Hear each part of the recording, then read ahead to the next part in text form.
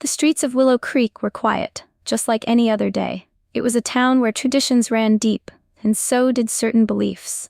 Some people held on to old ways, passing them down like family heirlooms. Among them was Eleanor Hastings. She was in her late 50s, wealthy and well-respected in town. She carried herself with pride, always dressed in elegant clothing, always speaking with authority. But beneath her refined appearance was a woman with strong opinions she had never questioned. Eleanor had grown up believing that people should stay in their place. She never spoke it outright, but her actions made it clear. She avoided certain neighborhoods, ignored people she thought were beneath her, and dismissed those who didn't fit into her world. She ran a charity, but only for those she deemed deserving. She tipped at restaurants, but only when she felt like it. And whenever she had to interact with people she didn't approve of, she made sure they knew she was in charge. That day, she was heading home from a charity gala. It had been a pleasant evening, good food, polite conversation, and a sense of accomplishment. She drove her luxury sedan through the outskirts of town, her mind still occupied with the night's events. The road was mostly empty, just her car and the distant glow of streetlights. Then, without warning, her car made a strange sound, a sputter, a jerk, then silence. The engine had died. Eleanor gripped the wheel, her heart racing. This wasn't supposed to happen. Not to her. She reached for her phone. No signal. The night was closing in, and for the first time in a long time, Eleanor felt something unfamiliar. Fear. Eleanor sat frozen in her car, gripping the steering wheel. The engine was dead, the road was empty, and her phone had no signal. She clicked the ignition again. Nothing. A deep sigh escaped her lips. She looked around. The road stretched ahead, dark and silent. On one side there were empty fields, on the other a cluster of old houses, their windows dark. It was the kind of place she avoided. She locked the doors. Her mind raced. She could wait for another car to pass, but it was late, and this road wasn't exactly busy. She could try walking, but the idea of stepping out into the dark unsettled her. A gust of wind rattled the trees, and she shivered. Then, the first raindrop hit her windshield. Within seconds the drizzle turned into a steady downpour. She tried calling again. No signal. Eleanor groaned in frustration. This wasn't supposed to happen to her. People like her didn't get stranded on deserted roads. People like her didn't have to rely on strangers for help. But tonight, she had no choice. Just then, she saw movement in the distance, a shadow approaching. Her breath caught in her throat. A man was walking toward her car. Tall, broad-shouldered, wearing a dark hoodie. His hands were in his pockets, his pace steady. Eleanor's pulse quickened. She couldn't see his face clearly, but as he got closer, she could make out his features. A black man. Her heart pounded. He stopped a few feet from her car, raising his hand in a gesture of peace. His voice was calm, steady. "Ma'am, looks like you need some help." Eleanor hesitated. Every warning, every story she had ever believed came rushing back. Strangers were dangerous. Men like him? Even more so. She didn't roll down the window. She didn't speak. She just stared, debating whether accepting help from him was worse than being stranded alone in the storm. Eleanor's fingers tightened around the steering wheel. The rain poured down harder, making it difficult to see.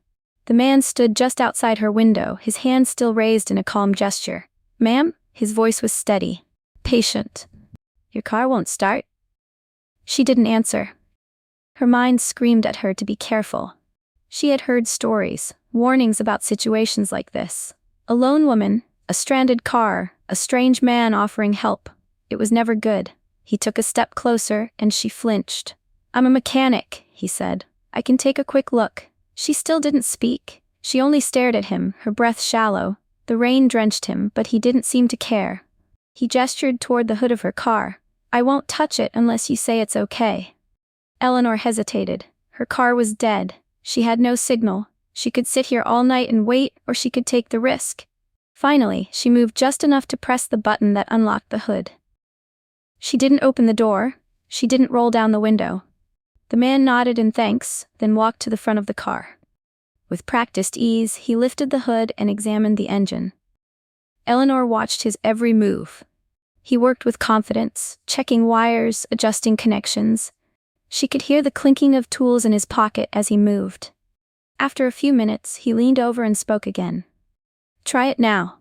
She hesitated, then turned the key. The engine coughed once, then roared to life.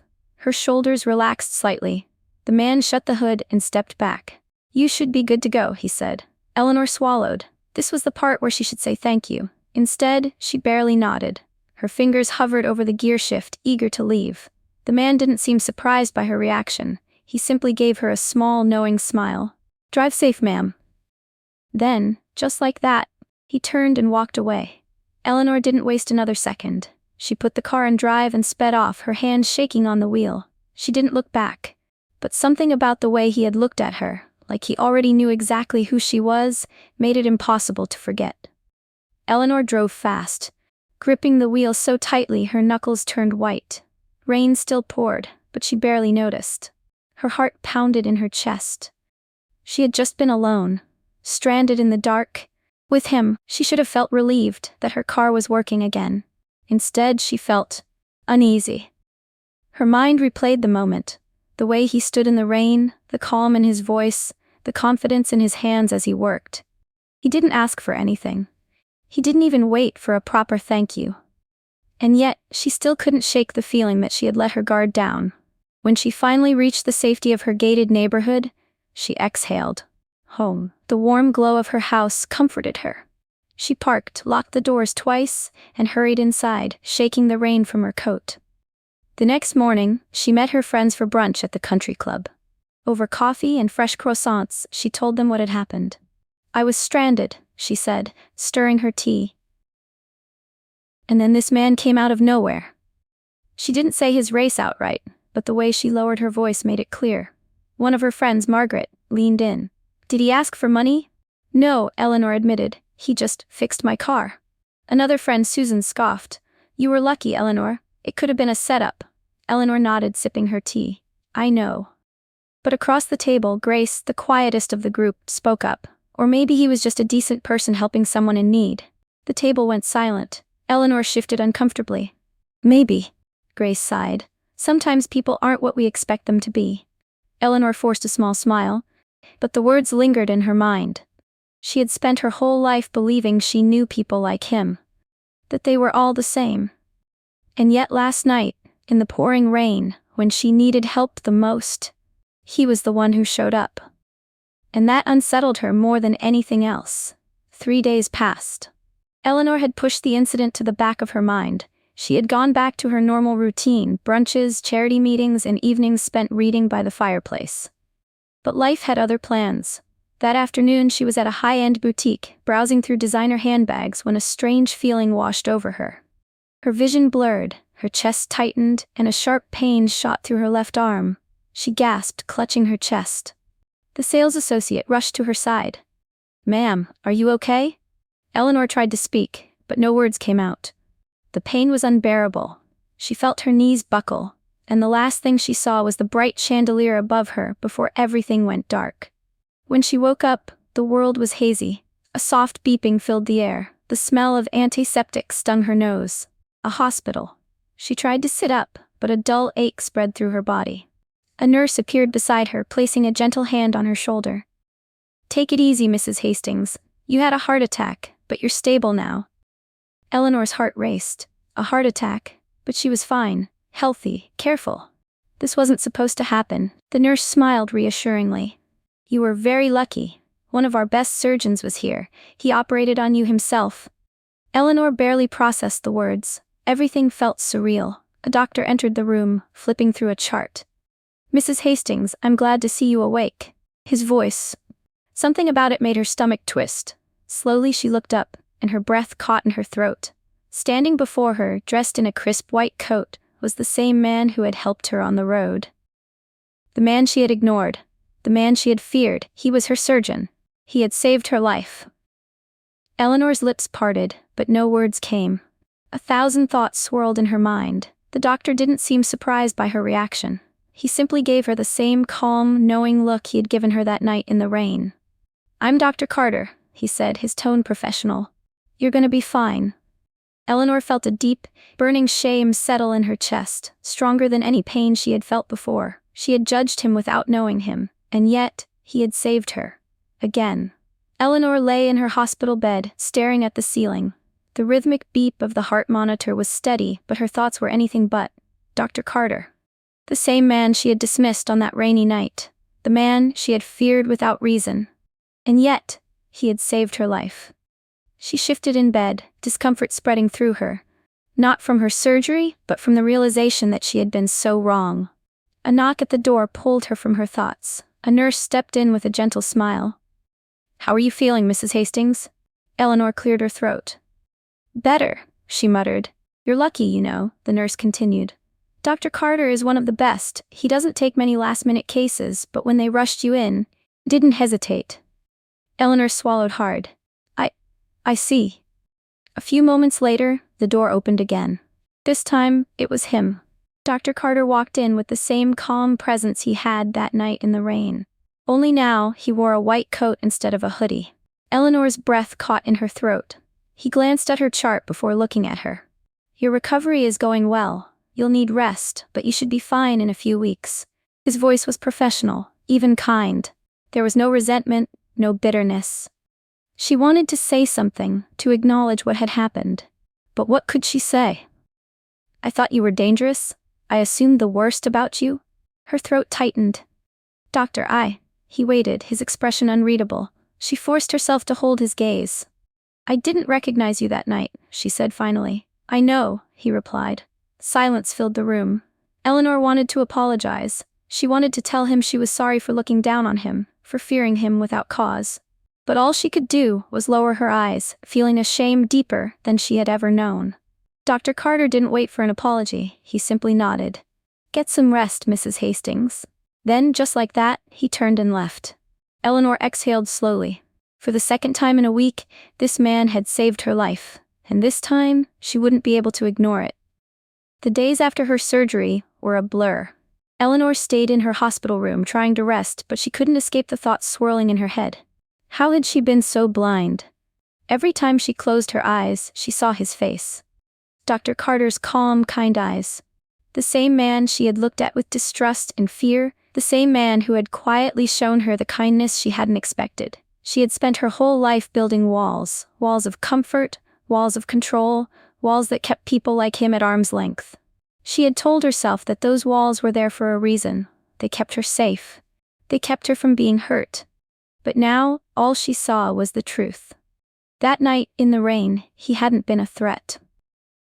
He hadn't been dangerous. He had only been someone willing to help. She had almost refused his kindness. She had almost let her own fear define what was real. But now she knew. It was her beliefs that were the lie. Eleanor turned her head to look out the window.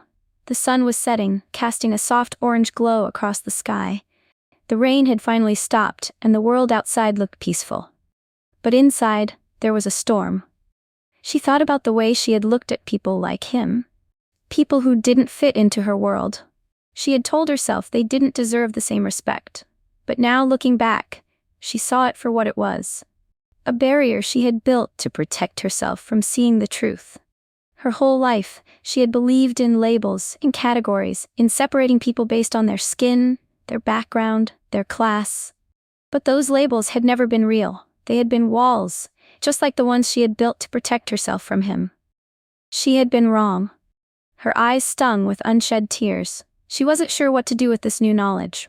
Could she change? Could she undo a lifetime of prejudice? But what else could she do?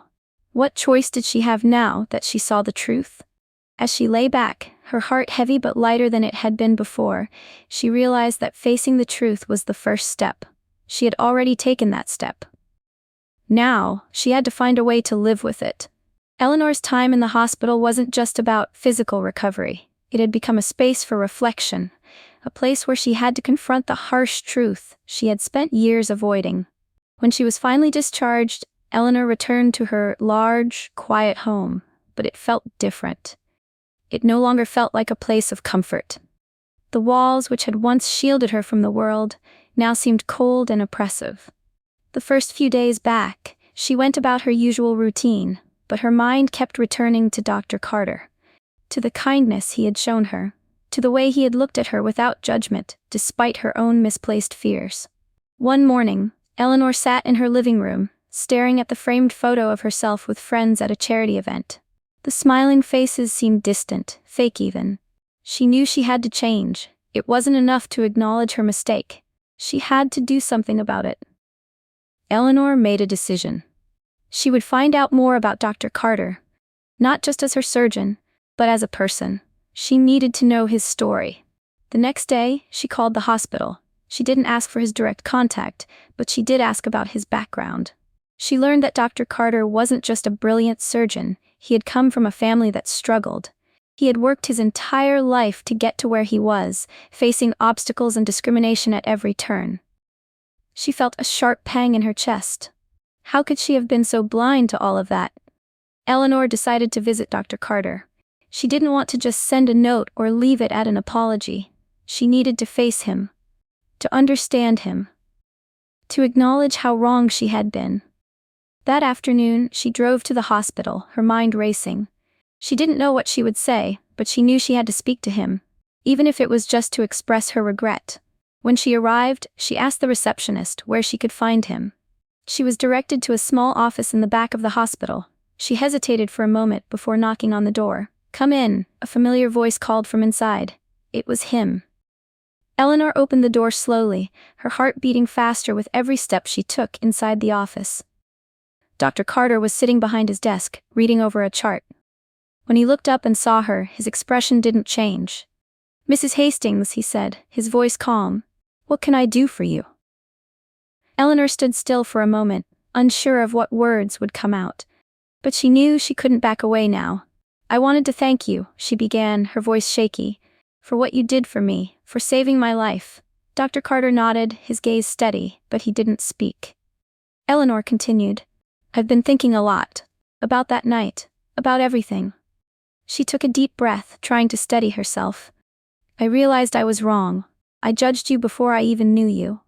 I thought I knew who you were, based on things I shouldn't have believed." She paused, searching his face for some sign of forgiveness, but he remained silent, listening patiently. "I've spent my whole life holding on to certain beliefs about people like you, and I can see now how wrong I was, how small I was." Her voice faltered. "I'm sorry, I can't change what I thought, but I can try to be better. I can try to understand." Dr. Carter didn't immediately respond. He looked at her for a moment as though weighing her words. Then he spoke softly. "You don't need to apologize," he said. "You've already taken the first step. A lot of people don't even realize they're holding on to beliefs that limit them. But you saw it. And that's the hardest part. The rest, well, it comes with time." Eleanor blinked back tears. She hadn't expected his words to be so kind, so understanding. She thought she'd be met with resentment, with anger. But instead he was offering something much harder to accept. "Grace," she nodded, wiping her eyes. "Thank you. I want to be different. I want to learn, to grow." He smiled slightly, a small, genuine smile. "I'm glad to hear that, and just so you know, people can change. It's not always easy, but it's always worth it." Eleanor felt a weight lift from her chest. For the first time in a long while, she felt like she was on the path to something better. She walked out of that office knowing her journey was just beginning. But for the first time, she was ready to take it.